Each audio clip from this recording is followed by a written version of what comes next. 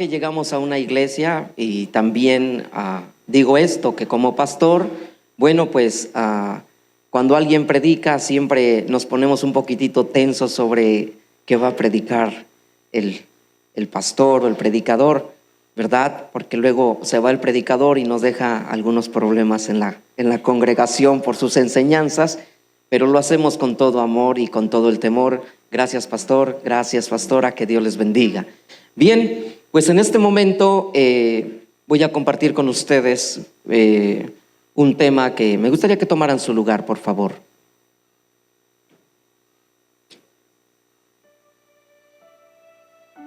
Un tema que se ve anunciado aquí en la pantalla, que se titula Que la gracia nos alcance.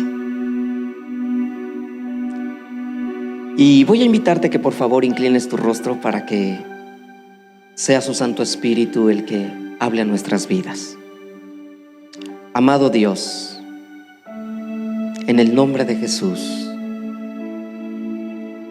en esta mañana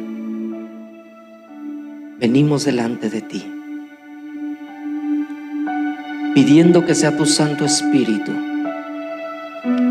quien hable a lo profundo de nuestro corazón, que hable a lo profundo de nuestra alma. Nos sentamos a los pies del Espíritu Santo, para aprender de Él. Mas, en esta ocasión, tratándose de este tema tan especial, acerca de la gracia. Gracias, Dios, en el nombre de Jesús. Gracias por tu misericordia. En el nombre de Cristo. Amén. Bien, hermanos, este tema que he anunciado, que compartiré contigo, sobre la gracia, mejor conocido como un tema de salvación. Sabemos que la salvación, sabemos que la gracia de Dios es un regalo de parte de Él, que sin ser merecedores, Él nos ha otorgado. Así que cuando nos referimos a la palabra gracia, originalmente hablamos de un favor, de la misericordia y de la bondad divina. Palabras que no pudieron describir mejor el acto más sublime que Dios ha realizado por el hombre. Esto por tratarse, desde luego, de un regalo inmerecido. La gracia de Dios o la salvación ha sido la que nos ha permitido acercarnos a Él, después de considerar que nuestras obras no eran, no son, ni serán jamás suficientes para poder estar cerca de Dios y mucho menos escapar de la ira divina. Debo aclarar que la perspectiva bíblica sobre este tema es muy profunda, es muy amplia. Tratar de exponer este tema en unos cuantos minutos sería limitarlo. Sin embargo, siempre hay un comienzo. Así que permítame decirle también que para que nosotros entendamos mejor lo que es la gracia de Dios, es importante considerar nuestra condición original de pecado. Es decir, cómo Dios nos veía antes de que Cristo viniera a morir por nosotros al mundo. ¿Cómo era nuestra condición delante de Dios para que Él pudiera enviar a su Hijo Jesucristo para que muriera por nosotros? Ahora, creo que desafortunadamente nuestro orgullo nos ha impedido y nos sigue impidiendo ver realmente cómo nos veíamos delante de Dios en nuestra calidad de pecadores.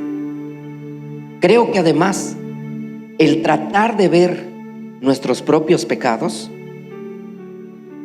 en realidad terminaríamos justificándonos, pensando que el sacrificio de Jesús en la cruz fue en vano.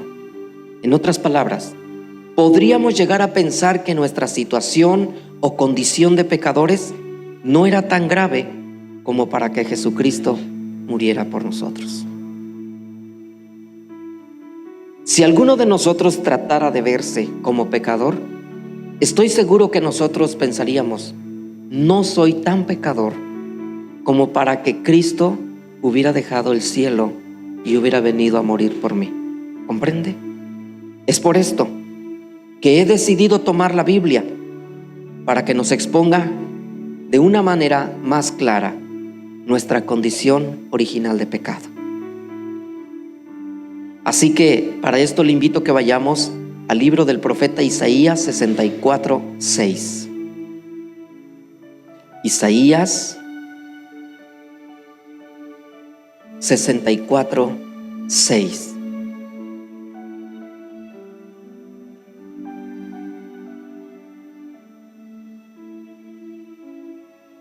Isaías 64:6 nos dice: si bien todos nosotros somos como suciedad y todas nuestras justicias como trapo de inmundicia, y caímos todos nosotros como la hoja, y nuestras maldades nos llevaron como viento.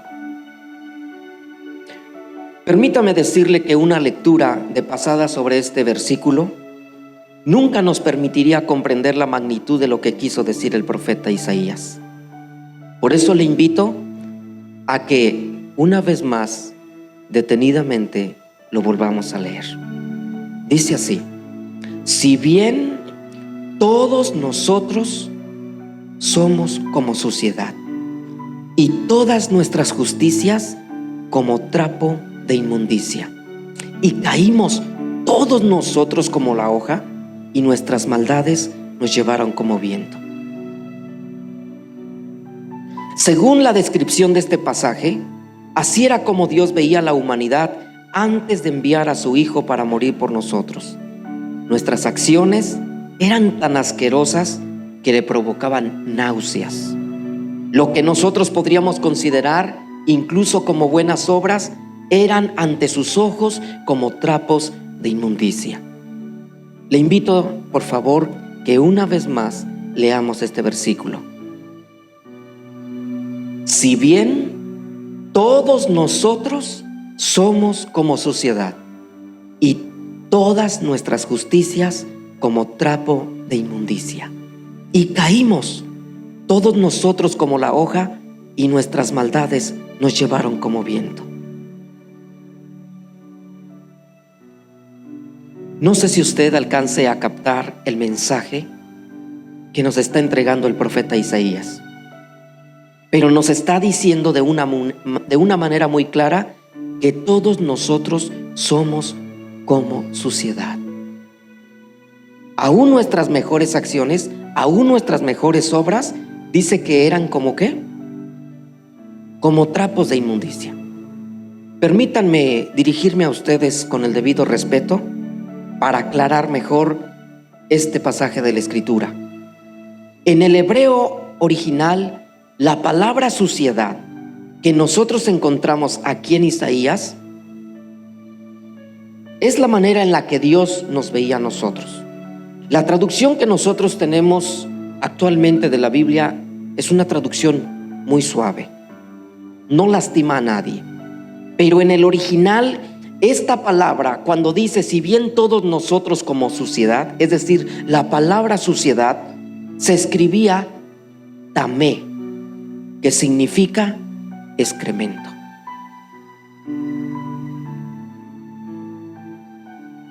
Heces fecales. Así que cuando usted lee esta parte de la Escritura, bien podría leer: si bien todos nosotros delante de sus ojos éramos vistos como excremento. La palabra trapo de inmundicia que está a continuación, cuando dice que nuestras justicias eran como trapos de inmundicia, en el hebreo original se escribe con la palabra beged, que significa ropa íntima, toalla sanitaria o calzoncillo sucio. En otras palabras, cuando Dios nos veía, ante Él éramos como excremento y nuestras mejores obras como calzoncillos sucios. ¿Quiere leer, por favor, una vez más Isaías 64? Dice: si bien todos nosotros somos como suciedad, y todas nuestras justicias como trapo de inmundicia, y caímos todos nosotros como la hoja, y nuestras maldades nos llevaron como viento. Así que no era para menos. Cuando Dios nos veía, le causábamos asco, ganas de vomitar.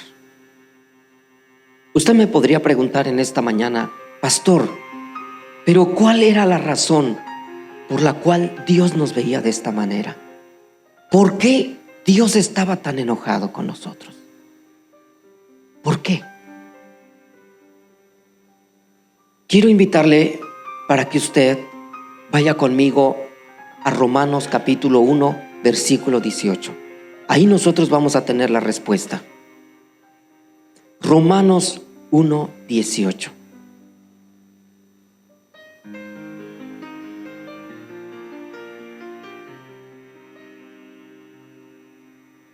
Dice de la siguiente manera: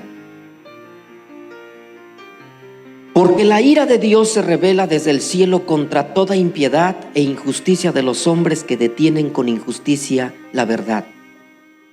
Es decir, los hombres somos injustos. Sígame con su vista, vamos a leer hasta el versículo 32. Porque lo que de Dios se conoce les es manifiesto, pues Dios se lo manifestó. Porque las cosas invisibles de Él, su eterno poder y deidad, se hacen claramente visibles desde la creación del mundo, siendo entendidas por medio de las cosas hechas, de modo que no tienen excusa. Pues habiendo conocido a Dios, el ser humano no le glorificó como a Dios, ni le dio gracias, sino que se envanecieron en sus razonamientos y su necio corazón fue entenebrecido.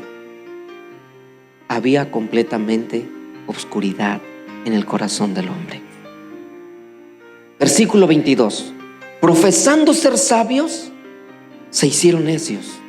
Cambiaron la gloria del Dios incorruptible en semejanza de imagen de hombre corruptible, de aves, de cuadrúpedos y de reptiles. En lugar de darle la gloria a Dios, comenzaron a venerar seres creados.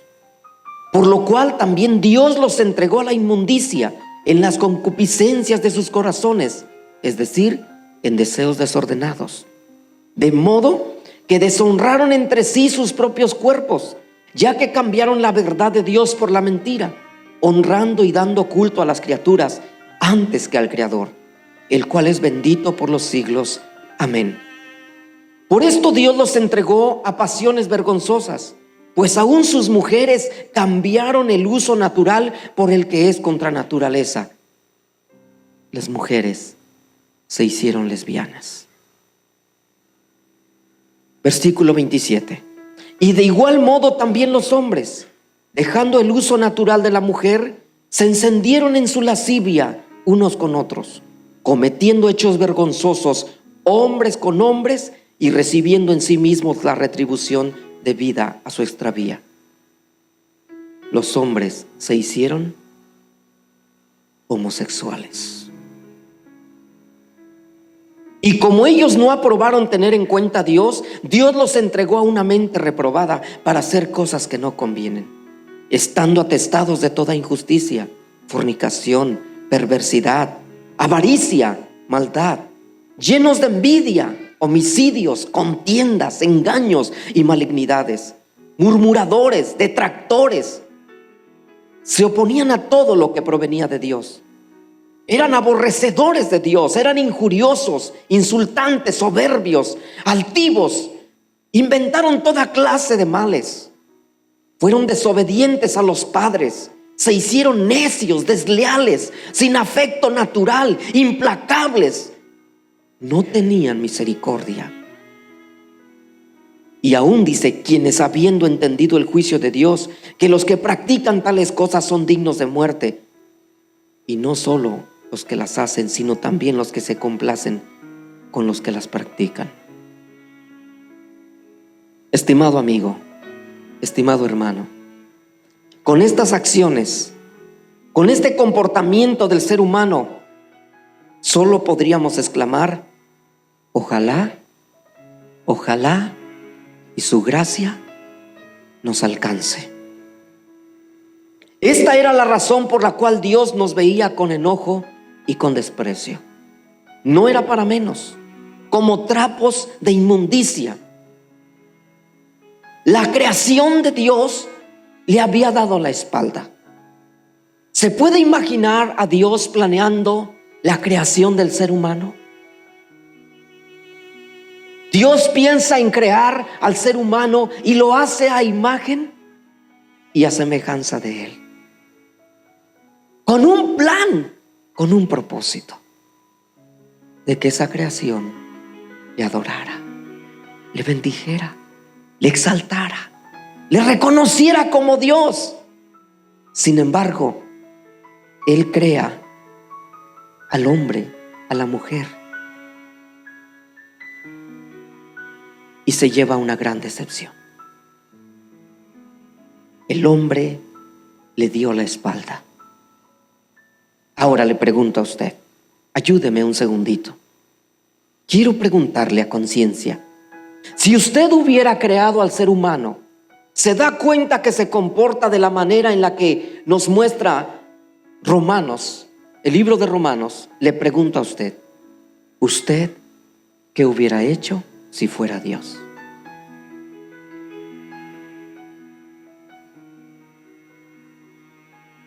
¿Usted se da cuenta que esa creación tan hermosa que ha creado le da la espalda? Lo diré de esta manera: cuando usted está a punto de convertirse en padre,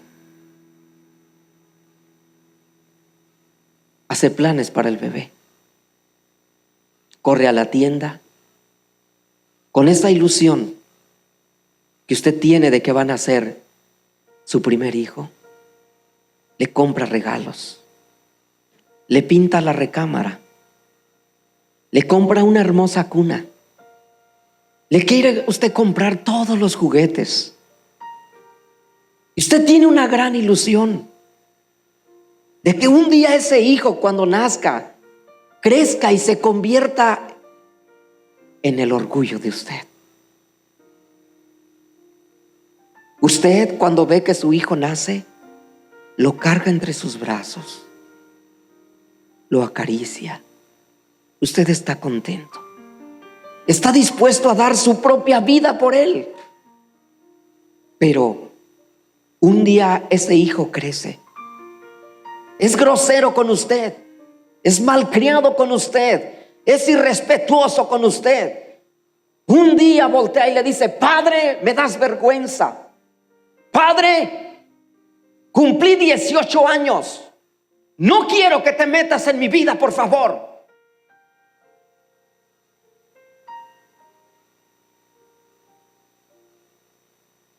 Aquel hijo que usted crió con tanta ilusión, ahora usted se queda en vela esperando a que llegue aquel hijo. Y cuando llega en la madrugada, llega borracho, llega insultando, llega gritando. Le pregunto, ¿usted acaso no se siente defraudado? ¿Acaso no le invade a usted un sentimiento de impotencia, de dolor? Porque aquel hijo que usted crió con tanta ilusión, ahora le ha decepcionado. Usted solamente piensa, ¿qué voy a hacer? Es por eso que mi pregunta es, usted, al crear al ser humano con una gran ilusión y ser defraudado por él, ¿qué hubiera hecho usted si fuera Dios? Déjeme decirle que aún así, siendo ese hijo malcriado, déjeme decirle que aún aquel hijo, aún portándose mal, cuando le llega una noticia de que su hijo está herido en la calle, madres, ustedes corren, lo abrazan y se compadecen de él. Pues Dios, teniendo misericordia de la condición del hombre, proveyó del recurso más sublime que usted y yo hayamos conocido jamás: la salvación a través de la vida de su Hijo Jesucristo.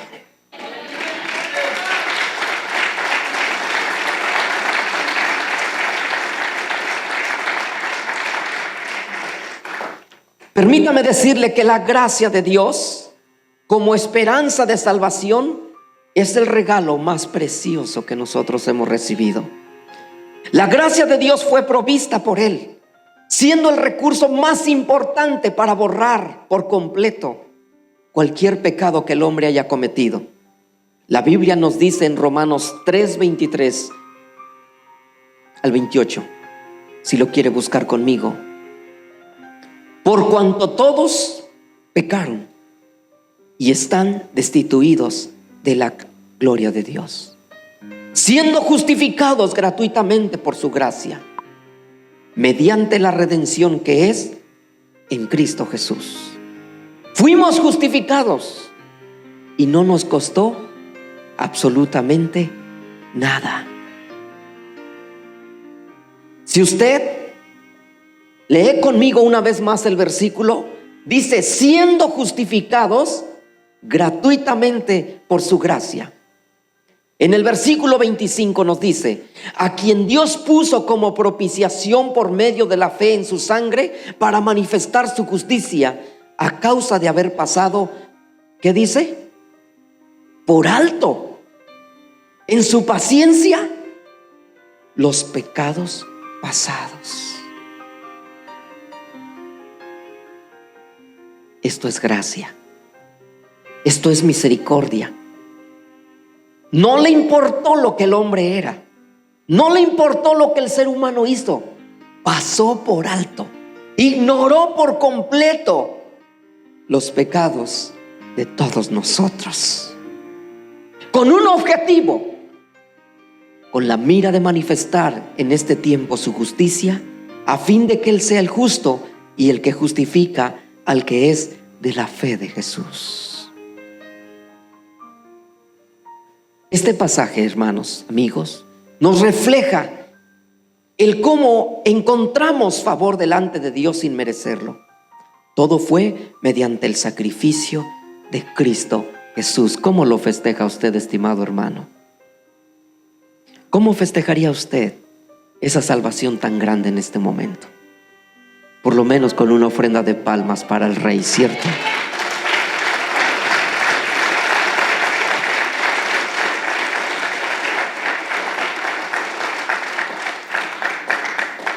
Ahora bien, habiendo encontrado salvación gratuita a través de Jesucristo, le hago una pregunta. ¿Cuál cree usted que debiera ser nuestra reacción ante el amor, ante la misericordia de Él? ¿Cómo se supone que nosotros deberíamos de corresponder a tanto amor y a tanta misericordia? ¿Se ha preguntado? Le voy a poner un ejemplo. Supongamos que un buen día usted sale de casa. Se da cuenta que el pastor Gerardo está tirado en la banqueta donde usted vive. está herido, casi sin ropa, golpeado, sangrando, porque algunos ladrones lo asaltaron, lo hirieron a punto de morir. Estoy seguro de que usted me tomaría, me pasaría a su casa, me pondría quizá a lo mejor en una buena cama, correría a traer un poco de agua mientras llega el médico para que me cheque. Puedo imaginarme que usted en ese momento, usted comienza a curar mis heridas. Yo estoy inconsciente, pero afortunadamente por la tensión yo me comienzo a recuperar a los pocos días. Un buen día amanece y me doy cuenta que estoy en tu casa. Pregunto, ¿en dónde estoy? Usted me dice, Pastor Gerardo, usted está en mi casa. ¿Pero qué me sucedió? Es que unos maleantes lo hirieron, lo golpearon, pero nosotros lo pasamos a casa. Corren los días y usted me tiene en su hogar. Ya recuperado, un buen día usted me dice, Pastor, queremos pedirle un favor. Vamos a salir de viaje mi familia y yo. ¿Podría usted esperar aquí en nuestra casa mientras nosotros regresamos de viaje? Entonces usted se va confiado, se va tranquilo de viaje. Pero resulta que cuando usted llega, busca al Pastor Gerardo y ya no está. Pero ya no está el televisor.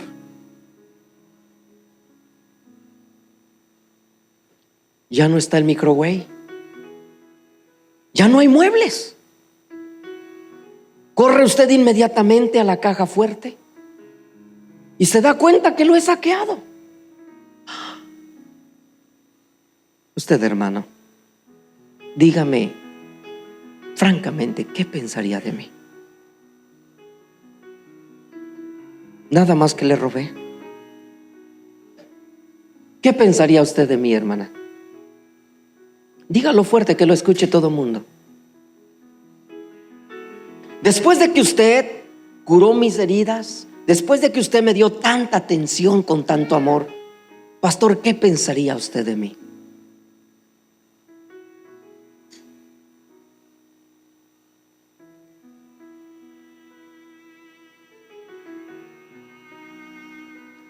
¿No le parece que eso mismo es lo que todos nosotros estamos haciendo delante de Dios?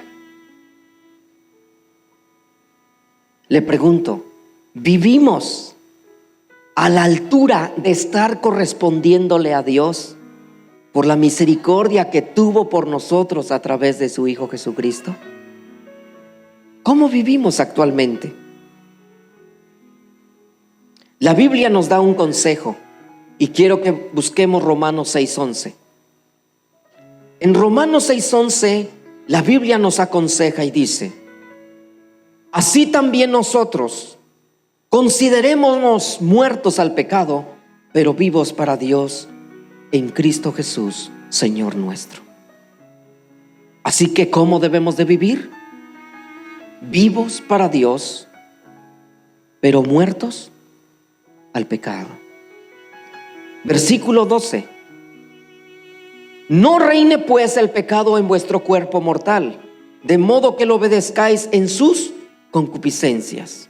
Ni tampoco presentéis vuestros miembros al pecado como instrumentos de iniquidad, sino presentaos vosotros mismos a Dios como vivos de entre los muertos, y vuestros miembros a Dios como instrumento de justicia. Porque el pecado no se enseñoreará de vosotros. Ya no estáis bajo la ley, sino bajo la gracia.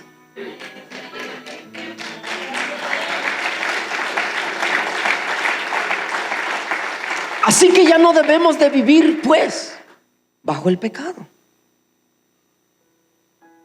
Tengo un buen amigo. Él es cantante, de un mariachi cristiano en México. Y un buen día platicando con él, me dice: Pastor Gerardo, quiero contarle una experiencia. Sepa que fui seleccionado por el gobierno mexicano para representar a nuestro país en Europa. Digo, wow, qué interesante, Eliseo. Digo, cuéntame, ¿qué pasó? No acepté. ¿Por qué, Eliseo? Dijo, mire, pastor, toda mi vida le he cantado a Dios. El gobierno me pedía representar a mi país en Europa cantando canciones seculares, canciones del mundo. Y yo solo pensé, Dios ha sido tan grande conmigo y tan bueno, que cómo le habría yo de pagar tan mal.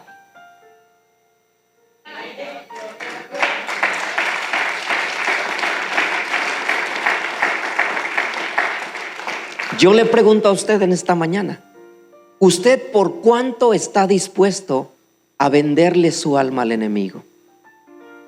¿Usted por cuánto estaría dispuesto a negar su fe en Jesucristo después de que Él ha dado su vida por nosotros? Viene a mi mente un caso. Me encontraba en Cuba. Nos dieron un buen recibimiento en el hotel. De cortesía, nos acercaron una botella de ron. El amigo que me acompañaba no era cristiano. Me dijo, pastor, es tiempo de festejar y de celebrar que estamos aquí. Le dije, muchas gracias. Le digo, yo no tomo. ¿Pero cómo, pastor? Aquí nadie lo ve. Pastor, es una buena oportunidad. Además, yo no voy a ir a decirle a su feligresía que tomamos juntos. Adelante. No, amigo. No es cuestión de la feligresía. Es cuestión de principios.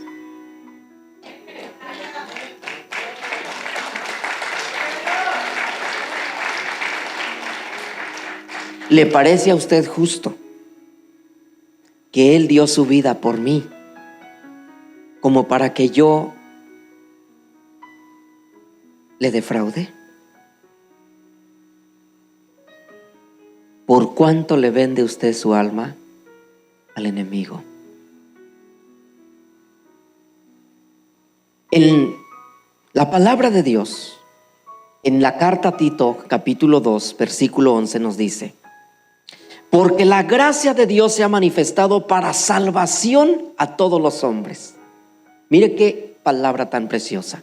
Porque la gracia de Dios se ha manifestado para salvación a todos los hombres, enseñándonos que renunciando a la impiedad y a los deseos ¿qué?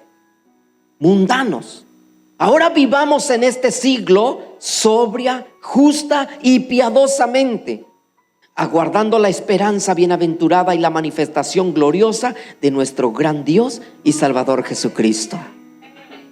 Pero agrega, quien se dio a sí mismo por nosotros para redimirnos de toda iniquidad y purificar para sí un pueblo propio, subraye, celoso de buenas obras.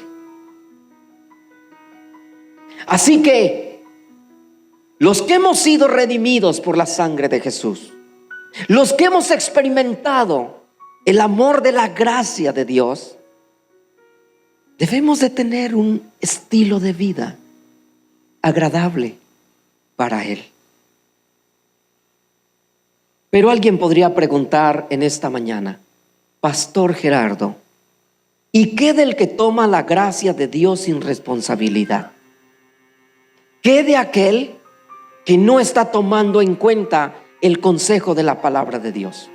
Bueno, si ya hemos alcanzado la misericordia de Dios, si ya hemos alcanzado su perdón y aún deseamos seguir viviendo en pecado, en la carta a los Hebreos capítulo 10 versículo 26 nos dice lo siguiente: porque si pecaremos voluntariamente después de haber recibido el conocimiento de la verdad, ya no queda, ¿qué dice? más sacrificio por los pecados, sino una horrenda expectación de juicio y de hervor de fuego que ha de devorar a los adversarios.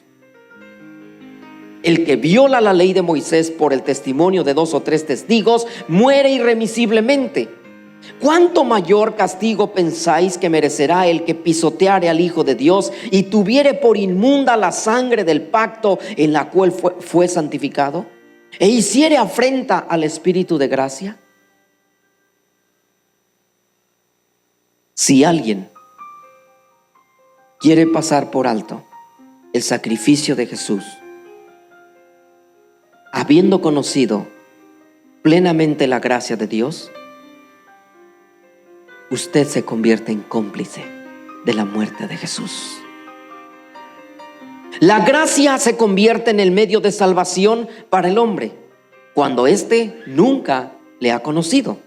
Pero después de que alguien ha querido abusar de la gracia de Dios, se convierte en cómplice de la muerte de Jesús.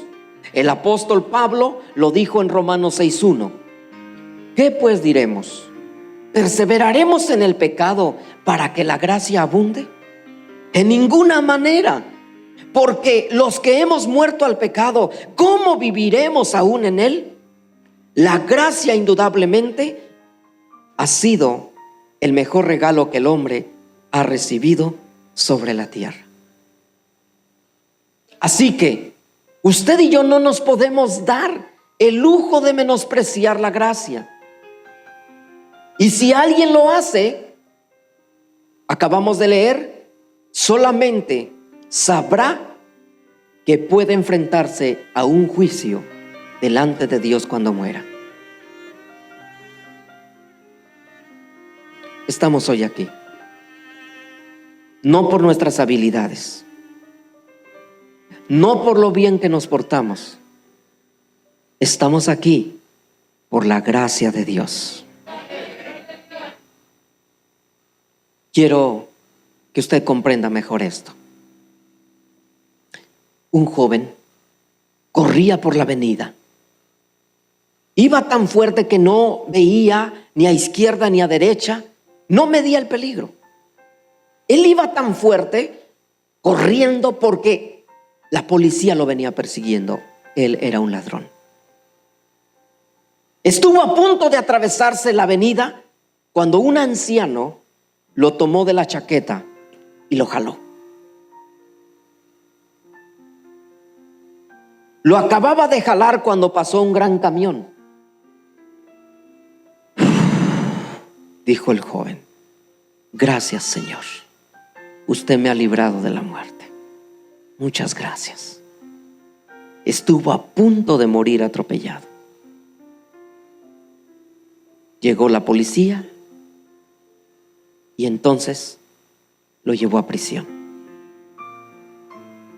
Se llegó el día de estar en corte. El joven iba a esperar su sentencia cuando vio que salió el juez. Para sorpresa de él, el juez era el mismo anciano que lo había salvado de morir atropellado. ¡Guau! Le brillaron los ojos, emocionado. El juez tomó el caso e inmediatamente dijo: usted está sentenciado a tantos años de prisión por su delito. He dicho. El joven dijo: solamente una palabra. ¿Por qué usted me ha dado tanto de castigo? ¿Qué acaso usted no era el hombre que me salvó la vida de morir atropellado en la calle? El anciano, el juez, lo ve y le dice: sí, hijo, efectivamente, yo soy el mismo anciano que te salvé la vida. Pero recuerda algo: allá en la calle yo fui tu salvador. Aquí yo soy tu juez. Mientras usted y yo vivamos aquí en este mundo, quiero que comprenda: Jesús es nuestro Salvador. El día que nosotros muramos, si hemos menospreciado su gracia, entonces se convertirá en nuestro juez. Estimados hermanos, una de las cosas que nosotros debemos considerar en nuestra vida diaria es que no pecaremos más por el hecho de ser castigados o por tener miedo a ser enviados al mismo infierno, sino que evitaremos pecar por mero agradecimiento a aquel que murió en nuestro lugar.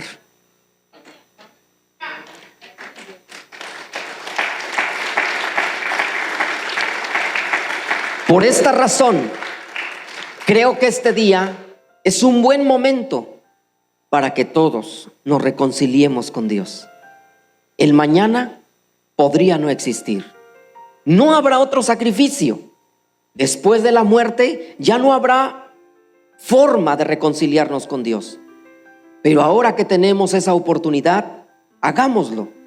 Y me gustaría que juntos en esta mañana pidiéramos perdón a Dios por nuestros pecados, por el hecho de haberle causado la muerte a su Hijo Jesús. Un hombre inocente, sin culpa. Un hombre que sin tener pecado fue crucificado por ti y fue crucificado por mí. Amigo, hermano, me gustaría que se ponga de pie.